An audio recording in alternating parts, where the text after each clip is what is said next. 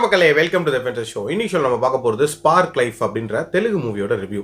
இந்த படம் பார்த்தீங்கன்னா அமேசான் பிரைம் ஓடிடி ஆப்ல அவைலபிளா இருக்கு. தமிழ் டப்பிங்லயுமே அவைலபிளா இருக்கு. இந்த படத்துல விக்ராந்த் தான் லீட் கேரக்டர் ப்ளே பண்ணிருக்காரு அண்ட் ஆல்சோ இந்த படத்தை டைரக்டும் பண்ணிருக்காரு. இவர் டைரக்டரா முதல் படம் நினைக்கிறேன். அதனால எல்லா எலிமெண்ட்ஸும் கலந்த ஒரு படம் கொடுக்கணும் அப்படின்றதுக்காக ஒரு கமர்ஷியல் மசாலா கிரைம் த்ரில்லர் அப்படின்ற மாதிரி கொடுத்துருக்காரு. இந்த படத்தோட ஹை லெவல் கதையை பொறுத்த வரைக்கும் விக்ராந்த், ஆர்யா அண்ட் ஜெய் அப்படின்ற மாதிரி ரெண்டு கேரக்டர்ல வருவாரு. ஆர்யா வந்து ஹைதராபாத்ல வாழ்ந்துட்டு இருப்பாரு. ஆர்யாவை வந்து ஒன் சைடா லேகா அப்படின்ற ஒரு பொண்ணு வந்து லவ் பண்ணிட்டு இருப்பாங்க. ஸோ இவங்களோட காதல் கதையை காட்டிட்டு இருப்பாங்க. அப்படியே பேரலா பார்த்தீங்கன்னா சிட்டில நிறைய சூசைட்ஸ் நடக்கும். அதுவும் இளம் பெண்கள் மர்மமான முறையில் தற்கொலை பண்ணிப்பாங்க.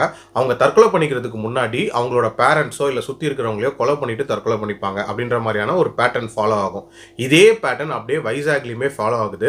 வைசாக்லையுமே பார்த்தீங்கன்னா ஜெய் வந்து வாழ்ந்துட்டு இருப்பாரு. அவர் ஜெய் அனன்யா அப்படின்ற ஒரு பொண்ணோட வந்து ஒரு ரிலேஷன்ஷிப்ல இருக்க ட்ரை பண்ணிட்டு இருப்பாரு. ஸோ அந்த லவ் போர்ஷன் அப்படின்றதையுமே அங்கே காட்டுவாங்க. அதே நேரத்தில் பேரலா அங்கேயும் இதே மாதிரியான சம்பவங்கள் நடந்துட்டு இருக்கும். ஸோ இப்படி தொடர்ச்சியா இந்த சம்பவங்கள் நடக்கிறதுக்கான பின்னணி என்ன, ப்ராஜெக்ட் ஸ்பார்க்னா என்ன, ஜெய் யாரு, ஆர்யா யாரு அப்படின்ற மாதிரி நிறைய விஷயங்களை சொல்லக்கூடிய ஒரு படம் தான் இந்த படம். இந்த படத்தை பொறுத்த வரைக்கும் நம்ம ரெண்டு கேட்டகரியா பிரிக்கலாம். ஒன்னு அந்த கமர்ஷியல் மசாலா போர்ஷன்ஸ், இன்னொன்று வந்து பார்த்தீங்கன்னா அந்த கிரைம் இன்வெஸ்டிகேஷன் போர்ஷன்ஸ்.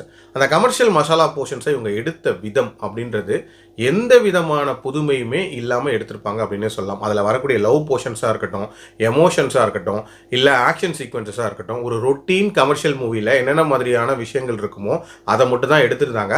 இன்ஃபேக்ட் பார்க்கறதுக்கே ஒரு விறுவிறுப்பு இல்லாமல் தான் வந்து அந்த போர்ஷன்ஸ் எல்லாமே நகர்ந்துச்சு அப்படின்னே சொல்லலாம். அதே நேரத்தில் அந்த கிரைம் இன்வெஸ்டிகேஷன் பார்ட் இருக்குல்ல, அது ஓரளவுக்கு விறுவிறுப்பாக நகர்ந்துச்சு அப்படின்னே சொல்லலாம். அந்த சூசைட்ஸ்லாம் எதனால நடக்கும் அப்படின்ற மாதிரி ஒரு மிஸ்ட்ரியை மெயின்டைன் பண்ணியிருப்பாங்க. அண்ட் ஆல்சோ அந்த ப்ராஜெக்ட் ஸ்பார்க் அப்படின்றத பற்றி எக்ஸ்பிளனேஷன் அண்ட் குரு சோமசுந்தரத்தோட ரோல் இது எல்லாமே வந்து உண்மையிலேயே நீட்டாக இருந்துச்சு அப்படின்னே சொல்லலாம். இந்த கிரைம் இன்வெஸ்டிகேஷன் பார்ட்லையுமே பார்த்தீங்கன்னா அந்த இன்வெஸ்டிகேஷன் போர்ஷன் நல்லா இருந்தாலும் இது எதனால நடக்கும் அப்படின்றதுக்கு ஒரு காமனான ரீசனாக தான் இருக்கும்னு நம்ம கெஸ் பண்ணியிருப்போம்ல, கிட்டத்தட்ட அதே மாதிரியான ஒரு ரீசனை தான் வந்து காட்டியிருப்பாங்க. அதுலேயுமே பெரிய லெவலில் அவுட் ஆஃப் த பாக்ஸ் திங்கிங்லாம் இவங்க பண்ணல அப்படின்னே சொல்லலாம். பட் பார்க்கறதுக்கு கொஞ்சம் டீசெண்டாக இருந்துச்சு. இப்போ இது ரெண்டுத்தையும் கம்பைன் பண்ணி ஒரு படமாக இவங்க கொடுத்தது அப்படின்றது உண்மையிலே வந்து ஒரு பெரிய டியூரேஷனாக இருந்துச்சு அப்படின்னே சொல்லலாம். 2.25 மணி நேரம் போகுது. கண்டிப்பாக நிறைய இடங்கள் ட்ரிம் பண்ணியிருந்திருக்கலாம். ஆல்சோ அந்த கமர்ஷியல் போர்ஷன்ஸ் இன்னும் பெட்டராக எடுத்திருந்திருக்கலாம். எந்த விதமான ஒரு புதுமையுமே இல்லாத ஒரு கிரைம் த்ரில்லர் அப்படின்ற மாதிரியான ஒரு ஃபீல் தான் இருந்துச்சு. ஆல்சோ அந்த லவ் போர்ஷன்ஸில் காட்டக்கூடிய நிறைய சீன்ஸ் ரொம்ப ரொம்ப கிரிஞ்சாக இருந்துச்சு அப்படின்னே சொல்லலாம். ஓவரால் என்ன பொறுத்த வரைக்கும் ஒரு பிலோ ஆவரேஜ் படம் அப்படின்னு தான் நான் சொல்லுவேன். என்னோட ரேட்டிங் இந்த படத்துக்கு 2.2 அவுட் ஆஃப் 5. டைம் இருந்தால் வேணா ட்ரை பண்ணி பாருங்க. அடல்ட் கண்டென்ட்லாம் பெருசாக இல்லை. ஸோ பார்க்கலாம். மீண்டும் அடுத்த விமர்சனத்தில் சந்திக்கிறேன். நன்றி, வணக்கம்.